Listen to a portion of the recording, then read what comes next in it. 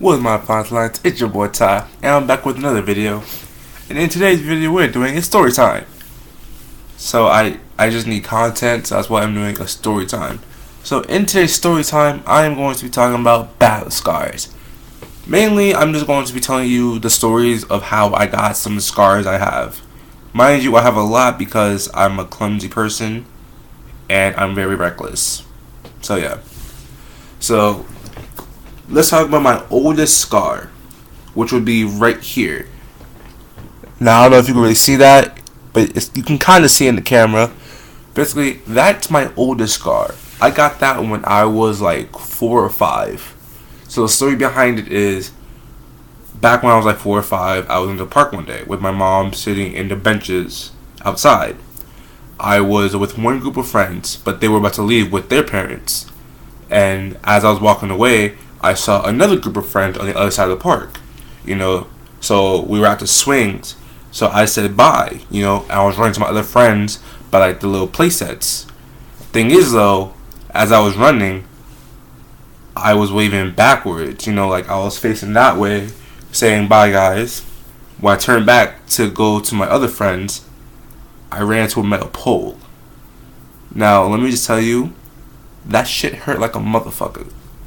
If you ever ran into a metal pole, then you might know how it feels. And it was horrible. The moment I made impact, I went straight to the ground, covered my eye, and was crying like crazy.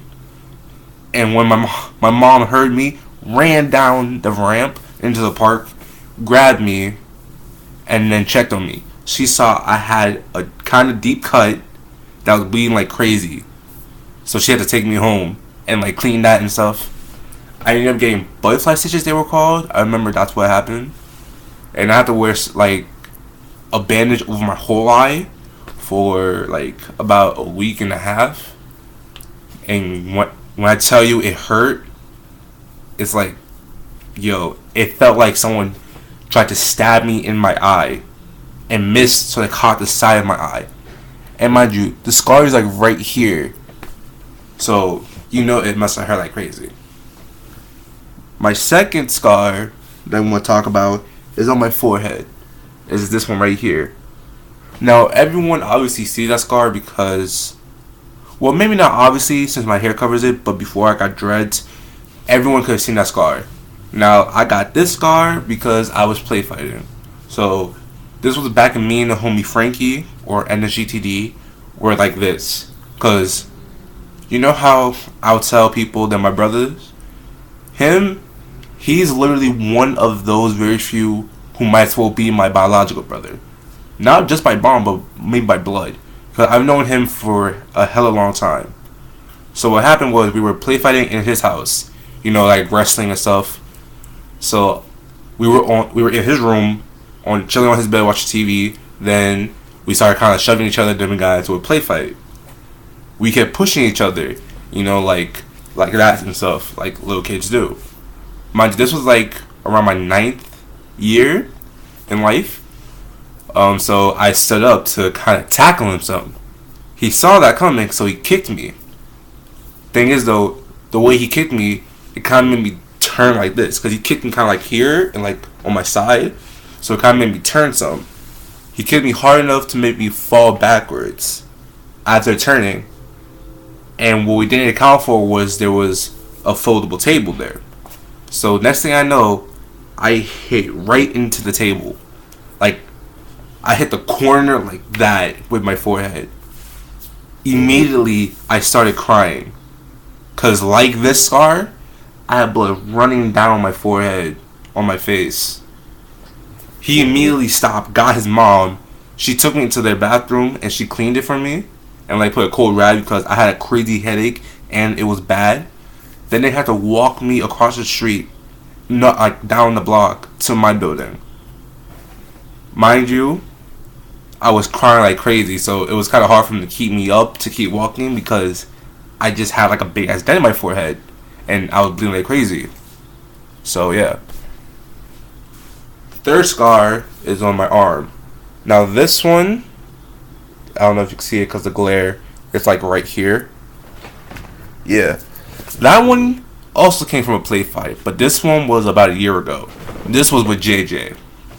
Now, I've said this, I believe, in one of my other videos, but that nigga has fingernails that are sharp for no reason.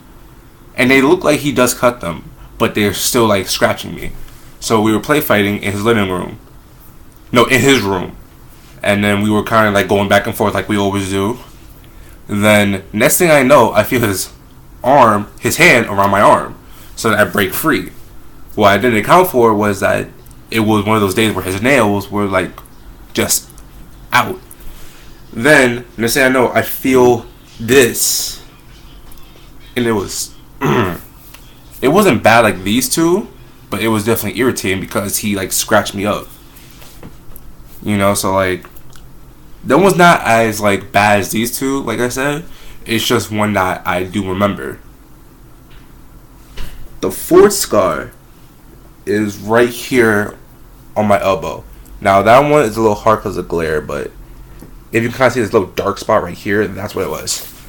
That one I got when I was like 12. So this was back in middle school. I went to MS 326, right? Well, now it's 328, but still. So I was running on the treadmill because, you know, it was after school. People were able to come to the gym and like play basketball, play catch, play dodgeball, and go in the weight room. So I started off playing a little basketball. You know, I wasn't all that good. I was just shooting around for myself. Then I went to the weight room and was on the bike. Then I lifted a few weights, and then I decided to go on the treadmill. Then, you know, I was talking to the 8th graders because I was cool with them, you know, because Frankie went to the same school. Their names were Rudolph. I forgot his name, to be honest.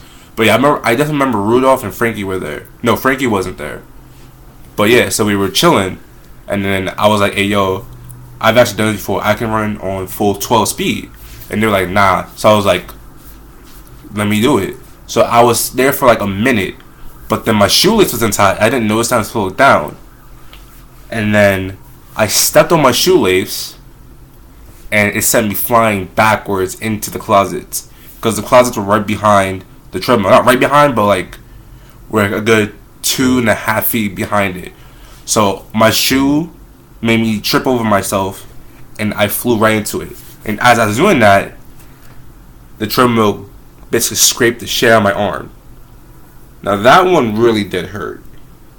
It wasn't no dent or like no impact. It just went fast like that and took off that skin. So yeah. I have another scar that I can tell you about, but I'm not pulling my pants down. So yeah. Now, I don't have a scar anymore, but I will tell you a quick story about one of the dumbest things I've ever done as a person. So, this was elementary school, like 5th grade. I was coming back from school. You know, I went to school across the street, PS 28. So, I was coming on the elevator, because, like, people would hold the door for me and stuff. I was by myself in the elevator.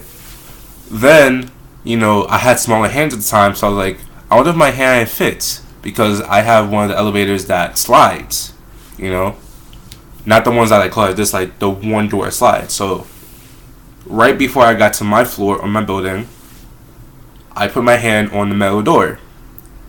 Then I was like, never mind. But before I decided to pull it away, my hand was already sliding back to like the little area, like the section of the elevator where the door sits until you pick what floor to go to.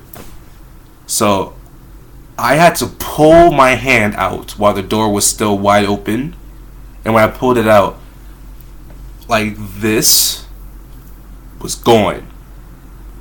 Now, when I say gone, I mean like the skin was ripped off and I just had a bunch of blood. So my mom, she had to get an alcohol pad, wipe all up on there, and then grab a gauze, wrap it. We had tape, so she taped it on my hand. Then I had to wear an ace bandage. I had to wear that for about a week, and then she checked on it, and then she just told me to keep wearing the gauze on my hand. Now, when I say that hurt, yo, it hurt like crazy because it was ripped off the skin. So yeah, that sucked. Now, thing is though, I shouldn't have these scars because they were healing nicely. But thing is, I picked at them. Why? Because for one, it was a little irritating to have scabs all over me. But thing is, with me, scars tell stories. And I have a bunch of scars. Some I didn't even talk about, like on my arms and legs. And like all of my body. So I figured, these make good stories. So I pick at them until I know for a fact that I'm going to have a scar left over. Because no one has perfect skin. And like I said, they give me good stories to tell people. Literally. People get interested when they find out I ran into a metal pole, or my friend kicked me into a table, or when I ran on 12 speed on a treadmill and it backfired horribly. So yeah. So with that being said, I'm gonna sign off. If you like this video, please smash that like button. Can we get to 10 likes? Share this with your friends so we can grow Defiance Alliance. Comment down below any future videos you want to see on my channel. Also, I'm still hoping someone is interested in the series. So yeah, I'm still looking for that. Oh, and I'm surprised I never said it before, but hit that notification button. That way you can stay up to date on all my uploads. And don't forget to ring that bell. That way you'll get it. And yeah, that's it. So as always, live to defy. Lego.